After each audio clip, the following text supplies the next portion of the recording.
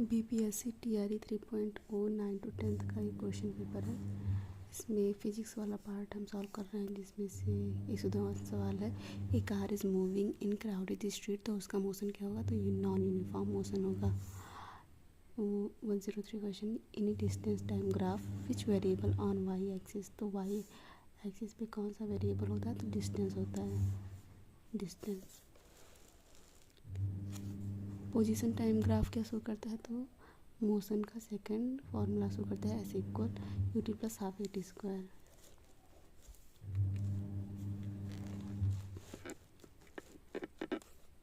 एक सौ 5 सवाल, विच स्टेटमेंट ट्रू मैंने body moves with a constant speed.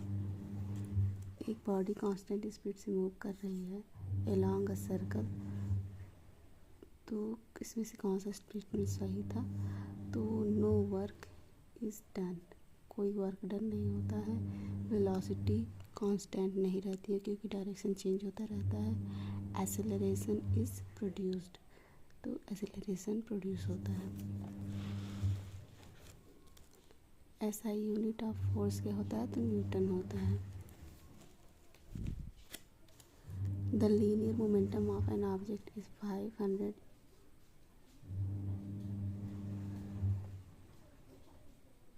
ग्राम पर second if velocity of the object is 10 meter per second, what will be the mass of object? तो linear momentum दिया हुआ है, इसकी वेलोसिटी दी हुई है, इससे हम निकाल लेंगे मास इसका 0.5 gram. The law of gravitation defines as the gravitational force between.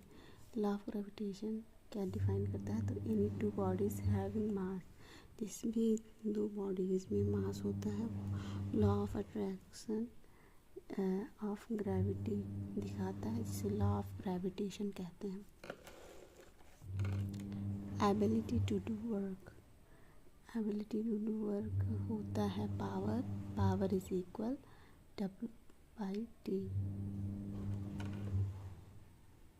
यहाँ पे W वर्क है और यहाँ T टाइम है। फुटबॉल इज फॉलिंग, कोई फुटबॉल फॉल कर रहा है ऊपर से नीचे, तो उसमें क्या होगा? एक काइनेटिक एनर्जी होगी।